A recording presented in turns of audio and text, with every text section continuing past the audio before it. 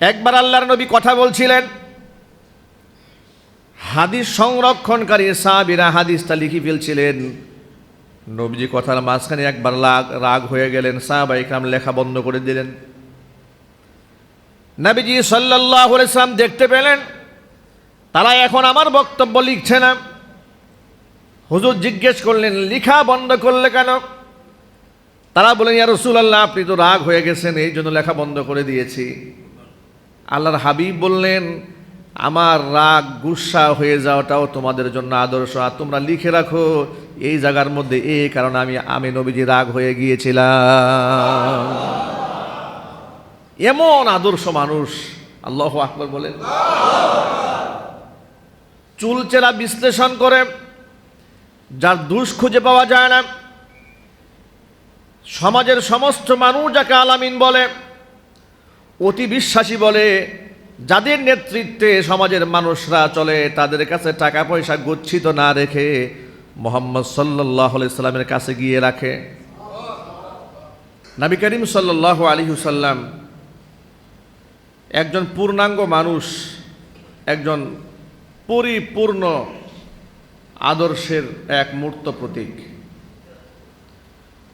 মানব জীবনের এখনো কোনো ভালো গুণ ছিল না যা রাসূল পাক সাল্লাল্লাহু আলাইহি সাল্লামকে আল্লাহ দান করেন নাই। একজন মানুষের জীবনের পূর্ণতা বলতে যা বোঝায়, আল্লাহ পাক তার রাসূলকে সব দান করেছিলেন। একেবারে সৃষ্টি নৈপুণ্যতা থেকে শুরু করে আখলাকের সৌন্দর্যতা পর্যন্ত আল্লাহ সব দান করেছিলেন, ভেতর এবং বাহির। অনেক সময় লোকেরা দেখা যাচ্ছে শারীরিকভাবে বাহ্যিকভাবে সুন্দর হলেও আত্মিকভাবে অপরিচ্ছন্ন থাকে,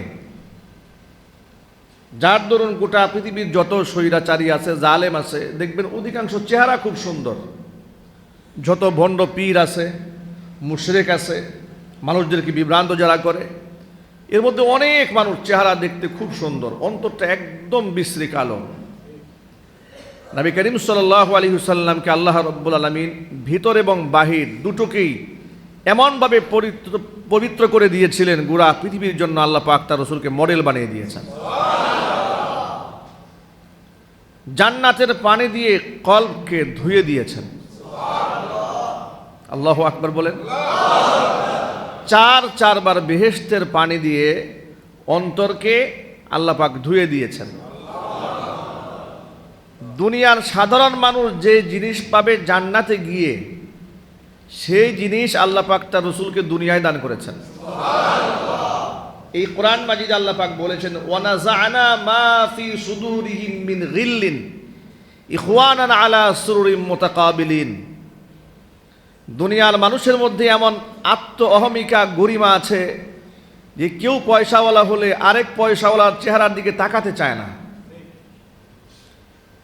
নিজের মধ্যে এমন অহমিকা আসে যে কতভাবে কাকে পেছনে ফেলা যায়, যত মানুষকে বাইপাস করে পেছনে ফেলবে সে তত দামি হবে বলে, এটা মানুষের চিন্তা চেতনা, এটা মানুষের মনের মধ্যে একটা রোগ, যার জন্য সামনাসামনি কেউ বসতে চায় না। আল্লাহ বলেছেন, কিয়ামতে আমি আমার নেককার বান্দাদেরকে জান্নাতে ঢুকায় দেওয়ার পরে এদেরকে এমনভাবে পরিচ্ছন্ন করব, ওয়ানাযা'না মা ফি সুদুরিহিম মিন গিল্লিন, অন্তরের মধ্যে যত প্রকার বক্রতা আছে, কলুষতা আছে, কালিমা আছে, সব আমি আল্লাহ দূর করে দেব। কোনো হিংসা থাকবে না, বিদ্বেষ থাকবে না, জেলাসি থাকবে না, আত্ম অহমিকা থাকবে না। আলা সুরুরিম মুতাকাবিলিন, একে অপরের চেহারার দিকে তাকিয়ে টান টান হয়ে বসে থাকবে হাস্যোজ্জ্বল চেহারা নিয়ে। চিৎকার করে বলেন সুবহানাল্লাহ। লা ইয়াসমাউনা ফিহা লাগওয়ান, কোনো প্রকার বাজে কথা তারা সেখানে শুনবে না, কোনো শোরগোল শুনবে না, কোনো চিৎকার চেঁচামেচি শুনবে না, কোনো মিথ্যা শুনবে না, কোনো গালিগালাজ শুনবে না, আর তাকিয়ে থাকবে একে অপরের দিকে। সুবহানাল্লাহ বলেন। এই গুণটা জান্নাতীদের হবে। নবী করিম সাল্লাল্লাহু আলাইহি সাল্লামের আত্মাকে আল্লাহ দুনিয়াতে এরকম পাক করে দিয়েছিলেন, যার দরুন রসুলের হাসি, রসুলের কান্না, রসুলের রাগ, রসুলের গুসা সবই গোটা মানবতার জন্য আদর্শ হয়ে দাঁড়িয়েছিল। আল্লাহ রাব্বুল আলামিন আমাদের জুমার নামাজকে কবুল করুন, আমাদের জিন্দগির গুনার খাতা আল্লাহ তাআলা মাফ করে দিন। আম্বর শাহ রহমাতুল্লাহি আলাইহির কবরটাকে আল্লাহ বেহেশতের টুকরা বানিয়ে দিন। অত্র এলাকার সমস্ত মুর্দেগানের কবরে আযাব আল্লাহ তাআলা মাফ করে দিন। সমস্ত ব্যবসায়ীদেরকে আল্লাহ কবুল করুন। আসমান জমিনের সমস্ত বালা মুসিবত থেকে সকলকে, সকলের প্রতিষ্ঠানকে আল্লাহ হেফাজত করুন। এদেশের প্রতি ইঞ্চি মাটি আল্লাহ ইসলামের জন্য কবুল করুন। এদেশে আল্লাহ খেলাফত কায়েম করার তৌফিক দান করুন। আলহামদুলিল্লাহ। ঠিক করে দেন, কম।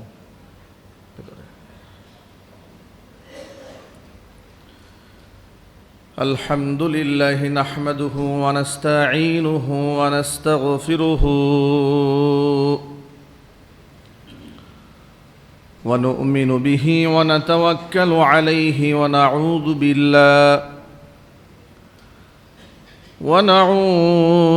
بالله من شرور أنفسنا ومن سيئات أعمالنا. من يهده الله فلا مضل له ومن يضلله فلا هادي له. ونشهد أن لا إله إلا الله وحده لا شريك له. ونشهد أن سيدنا ونبينا وحبيبنا وشفيعنا ومولانا محمدا عبده ورسوله الذي أرسله بالحق بشيرا ونذيرا وداعيا إلى الله بإذنه وسراجا منيرا. أما بعد فأعوذ بالله من الشيطان الرجيم. بسم الله الرحمن الرحيم. إن الله وملائكته يصلون على النبي يا أيها الذين آمنوا صلوا عليه وسلموا تسليما. اللهم صل على محمد وعلى آل محمد كما صليت على إبراهيم وعلى إنك حميد مجيد. اللهم بارك على محمد وعلى آل محمد كما باركت على إبراهيم وعلى آل إبراهيم إنك حميد مجيد. মোহাব্বতে প্রাণ খুলে সকলে মিলে কিছুক্ষণ জিকির করুন, লা ইলাহা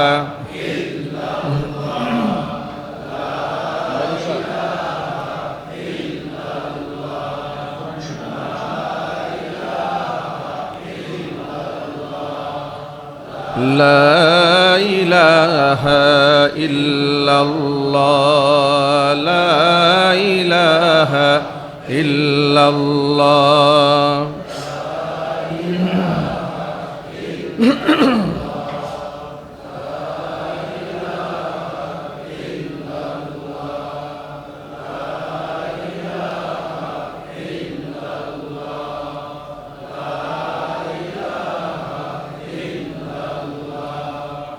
لا إله إلا الله